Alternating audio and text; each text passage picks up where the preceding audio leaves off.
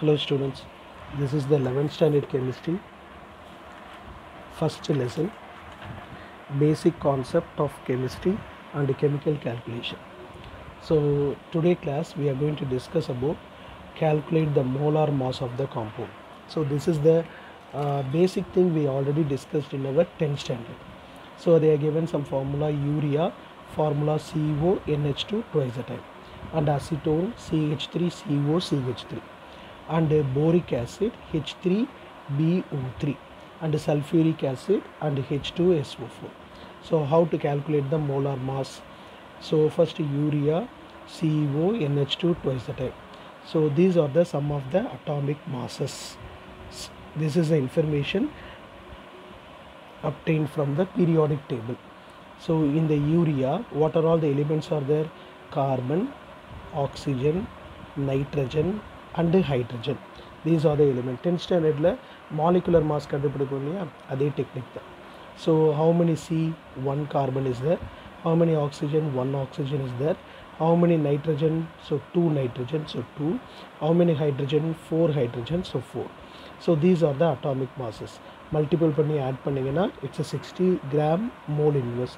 This is the molar mass of the urea. Next acetone CH3COCH3. Carbon, hydrogen, oxygen, 3 different element இருக்கும்.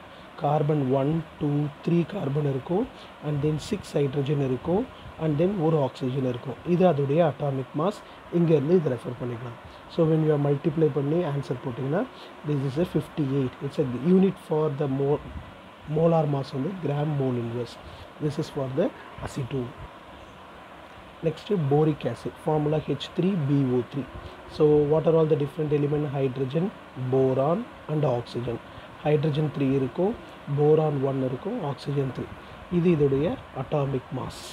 Atomic mass of hydrogen 1, boron 3, boron 10, oxygen 16. Multiple பண்ணி add பண்ணிங்கன்னா 61. This is the molar mass. Sulfuric acid H2SO4. Hydrogen, sulfur and oxygen, 3 different elements. Okay, 2 hydrogen இருக்கும், 1 sulfur இருக்கும், 4 oxygen. இது இதோடைய atomic mass. Atomic mass multiple பண்ணிங்கன்னா 98. So இந்த மாதிரி தான் ஒரு மோலார் மாஸ் கண்டுபிடிக்கணும் அப்படின்னு சொல்கிறோம். Next what is the difference between oxidation and reduction? Okay, oxidation அப்படின்னா என்ன அர்த்தம் அப்படின்னா addition of oxygen and removal of hydrogen அப்படின்றது தான் ஆக்சிடேஷன். இதோட எக்ஸாக்ட் உல்டா அப்படின்றது தான் reduction. That is addition of hydrogen and removal of oxygen அப்படின்றது தான் ரிடக்ஷன் அப்படின்னு பேர். இது எலக்ட்ரானிக் கான்செப்ட் கிடையாது. எலக்ட்ரானிக் கான்செப்டில் what is mean by oxidation அப்படின்னு கேட்டாங்கன்னா this process involves a loss of electron is called as a oxidation. This process involves a gain of electron is called as a reduction. For example Fe2+, இந்த 2+ என்ன மீன் பண்ணுதுன்னா Feயில் 2 electron கம்மியாக இருக்குது அப்படின்றத மீன் பண்ணுது. when it converted to Fe3+ அப்படின்னு சொல்லும் போது it lost 1 electron. அந்த எலக்ட்ரானை தான் E- அப்படின்னு போடுவாங்க. ஸோ Fe2+லேருந்து Fe3+ வருதுன்னா ஒரு எலக்ட்ரான்ஸை இது லூஸ் பண்ணுது அப்படின்னு அர்த்தம். அதே மாதிரி கால்சியம் 2+ன்றது என்னது? 2 எலக்ட்ரான் ஆல்ரெடி கம்மியாக இருக்குது. ஸோ கால்சியம் 2+ல் நீங்கள் 2 எலக்ட்ரானை கெயின் பண்ணிங்கன்னா இட் இஸ் பிகம் கால்சியம். அப்போது பாசிட்டிவ் சார்ஜ்னால் என்ன அர்த்தம் அப்படின்னா எலக்ட்ரான் கம்மியாக இருக்குது அப்படின்னு அர்த்தம். For example sodium atomic number 11. இதுவே நீங்கள் சோடியம் ப்ளஸ்ன்னு போட்டிங்கன்னா இட் கண்டெயின் 10 எலக்ட்ரான். அப்போது இந்த ப்ளஸ்ன்றது எதை மென்ஷன் பண்ணுது? It denotes the number of electron it lost or gain அப்படின்றத மென்ஷன் பண்ணுது. ப்ளஸ் அப்படின்னா எலக்ட்ரான்ஸை லூஸ் பண்ணுறது அப்படின்னு அர்த்தம். So this process involves a loss of electron is called as oxidation. This process involves a gain of electron is called as a reduction அப்படின்னு பேர். இன்னொரு எக்ஸாம்பிள் பாருங்கள். So calcium is converted to calcium 2+. So calciumல 20 electrons இருக்கும். அப்போது calcium 2+ அப்படின்னா என்ன அர்த்தம்? 20ல் 2 electron போயிடுச்சு. It contain 18 electrons. So this process is called oxidation. அதாவது ஆக்சிடேஷன் நம்பர் இன்க்ரீஸ் ஆகும் அப்படின்னு சொல்லுவாங்க ஆக்சிடேஷனை. ஸோ calcium 2+ஆக மாறுறது தான் ஆக்சிடேஷன் நம்பர் இன்க்ரீசஸ். இந்த ப்ராசஸோட பேர் வந்து ஆக்சிடேஷன் அப்படின்னு சொல்லுவாங்க. ஆக்சிடேஷன் நம்பர் டிக்ரீஸ் ஆகுது அப்படின்னு சொல்லுவாங்க. For example zinc 2+. 2+ன்னு என்ன அர்த்தம்? ஆல்ரெடி 2 எலக்ட்ரான் கம்மியாக இருக்குன்னு அர்த்தம். இதில் 2 எலக்ட்ரான்ஸை நீங்கள் போட்டிங்க அப்படின்னா it is converted to zinc. So ஜிங்க்கில் மொத்தம் 30 எலக்ட்ரான்ஸ் இருக்கும்.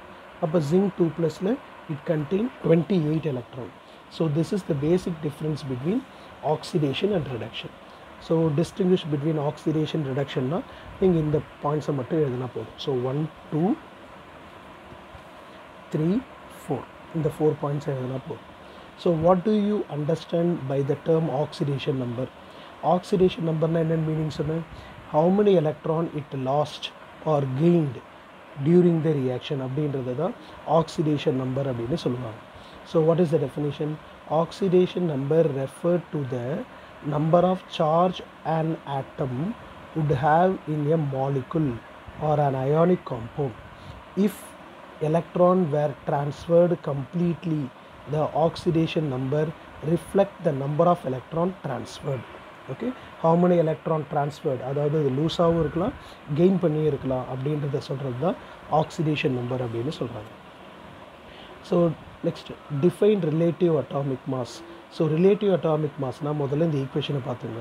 இந்த ஈக்குவேஷனை அப்படியே ஸ்டேட்மெண்ட்டாக சொன்னால் உங்களுக்கு இந்த தியரி பார்ட் வந்துடும். So relative atomic mass that is the ratio of average mass of the atom to the unified atomic mass அப்படின்னு சொல்கிறது தான் ரிலேட்டிவ் அட்டாமிக் மாஸ் அப்படின்றத சொல்லுவாங்க. ஓகே.